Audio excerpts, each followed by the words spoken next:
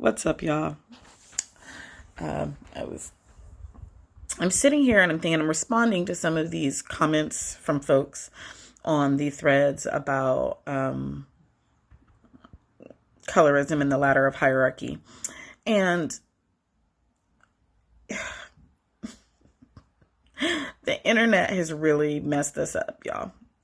And it's made, and I don't know if it is that the internet has messed us up or if we genuinely, like, our anxiety and our fear and our I'm gonna mess it up and our inelegance in dealing with our places of domination, right? Just make us confused. And actually, I do think that this is what happens. I've seen it happen in interpersonal relationships, and I'm seeing it play out in some of these spaces where our own internal machinations of fear, scarcity, all of those things make an experience seem more confusing and more difficult than it is when we're not inside of that space, right? And so one of the first things that I really want to invite us to do is to come to these conversations from a centered place. Take 30 seconds. Like, when you see something and it activates you on the internet, take 30 seconds. Take 3 deep breaths from the soles of your feet, really pulling in the air, filling your entire body with oxygen. And then exhale, and try to exhale longer than the time you spent inhaling.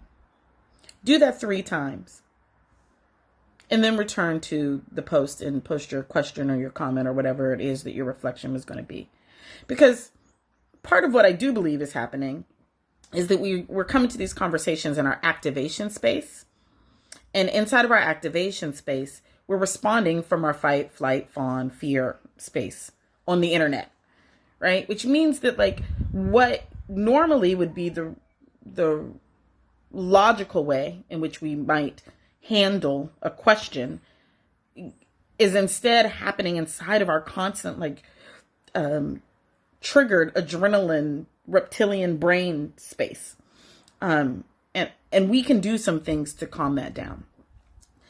The second thing is, and then once we do that, the invitation is to just go back and think about how you handle these things in contexts that are similar but not the same, right? So one of the multiple questions that are coming up from white folks and light-skinned or biracial POCs, right, is like, should I be talking about this at all? And I think part of what's getting skewed for us is that there's this we don't actually have, I guess, conversations with people anymore. Like, we act like the only place that we relate is over the internet with strangers. And so places where what normally would just be of course you can have a conversation. Of course you should have a conversation. Of course the world talks, right? Like, that's how we pass information. It's how we communicate. It's because we have conversations. So yes, you should have conversations about colorism.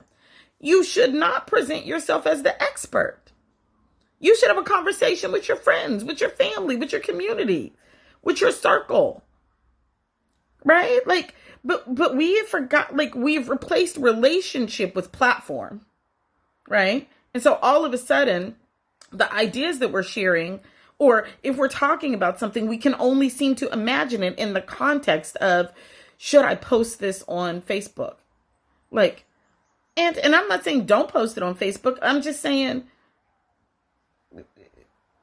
do we have conversations in other places anymore? Do we talk on the phone or like, how are you communicating with the people in your life? And in such places, yes, bring up the subject the same way you would bring up this subject. Like, I read a really interesting book about dental surgery.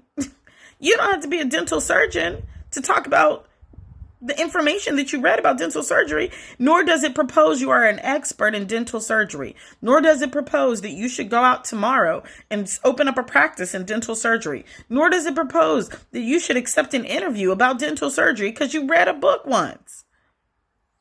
That's where the skewing is happening, is that we don't understand the difference between just having conversations and presenting ourselves as experts, right? Now, and so you should, yes, of course you should talk to your friends about colorism, but you shouldn't talk like you're the expert. You should be like, yo, I listened to some dark-skinned people really school me the other day. It was wild. Let me send you let me send you what Amber Abundance was talking about. That's what you do.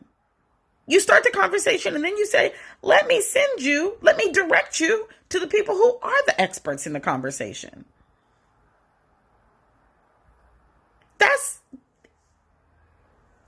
But again, and I know that the reason that it feels so confusing is not because it's confusing. It's because we're activated. It's because it's attached to things that we have fear about. And so again, we're acting like we need a level of handholding that isn't really true. Like, because this isn't some like special bomb that if you drop, you'll obliterate the world. Right? It's a conversation of nuance in which you are learning. You're learning something and you're passing on what you're learning and you're passing on who you learned it from. And you're inviting other people to learn like you're learning from the places where you're learning from. And you're making sure that the places where you're learning from are the places that elevate the people who are most heavily impacted. That's it, y'all. So I just want us to come to the internet differently. Come to the internet with less activation. And you can do that by studying your own nervous system as we get into these conversations. And lastly, I'm going to say this. I've said this before, but these conversations are not about feelings. They're not about our individual experiences. They're about systems and structures. They're about power.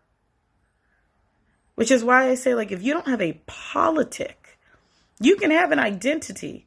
But if you don't have a political analysis about that identity, you are as likely to be as harmful as anybody else. Because a political analysis about the identity is what helps us understand how power moves through that, how domination and oppression move through these conversations. I'm never just talking about our feelings based off of our identities.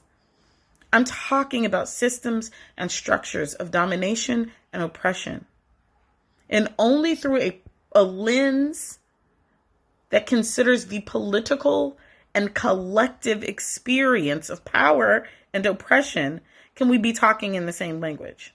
Otherwise, we'll be talking past each other because you talking about inclusivity and feelings, and I'm talking about power.